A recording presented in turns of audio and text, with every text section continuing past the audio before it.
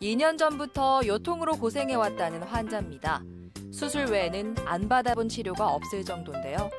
허리 통증, 정말 안 당해본 사람은 그 고통을 모릅니다. 고령화 추세에 따라 요통 등 척추 질환자가 매년 늘고 있습니다. 2018년 척추 질환자는 887만 명, 최근 4년 새 11.5% 증가했는데요. 원인은 무엇일까요? 척추 질환은 퇴행성 질환으로 흔히들 50, 60대에 잘 생긴다고 알고들 계시는데 최근에는 젊은 환자분들도 척추 질환이 많이 생기고 있는 추세입니다. 학창 시절부터 책상에 앉아 있는 시간이 길어지고 있고 또 직장에서도 책상에 앉아서 작업을 많이 하고 있습니다. 특히 잘못된 자세로 책상에 오래 앉아 있게 되는 경우에는 디스크 내 압력이 올라가면서 척추의 퇴행성 변화가 좀 빨라질 수가 있고요. 그리고 젊은 환자분들 같은 경우에도 무리하게 운동을 해서 척추에 무리를 준다든지 또는 복부 비만으로 인해서 몸의 무게중심이 앞으로 쏠리면서 척추각에 변화가 오는 경우에도 척추에 좋지 않을 수가 있습니다. 척추 질환자 10명 가운데 9명은 수술 없이 치료가 가능합니다. 과거엔 약물 치료가 어려우면 바로 수술로 넘어갔지만 요즘엔 중재적 시술을 시행하는데요.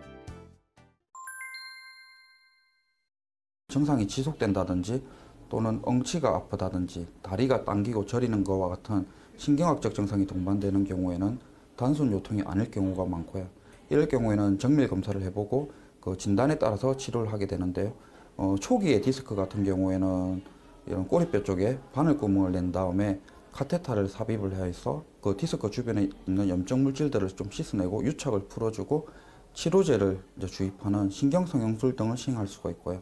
또는 초기 협착증 같이 신경 압박을 받고 있는 경우에는 그 카테터 끝의 풍선을 이용하여서 이런 압박받는 부분을 조금 완화시켜주는 풍선 확장술을 시행할 수가 있습니다. 오래 살기보다 건강하게 살기가 중요한 시대, 척추 수술이 유행처럼 번지고 있죠. 하지만 수술이 능사는 아닙니다. 척추 수술 후 장애를 겪거나 치료 후에도 증상이 나아지지 않고 악화된 경우도 있습니다.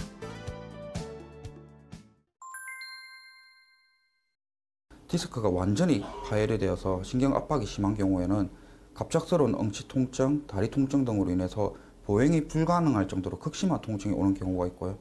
또는 협착증이 많이 심한 경우에는 5분에서 10분 정도 이상을 걷기가 힘들 정도로 보행에 지장이 오는 경우가 있습니다. 그 외에 하지 근력의 약화라든지 또는 심한 경우 대소변 장애까지 오는 경우, 그럴 경우에는 수술적 치료가 필요합니다. 척추 수술은 최후의 보루로 남겨둬야 합니다. 다른 치료가 가능한지 꼼꼼하게 따져보고 특히 고령자는 합병증의 위험이 크기 때문에 더 신중해야 합니다. 건강 365였습니다.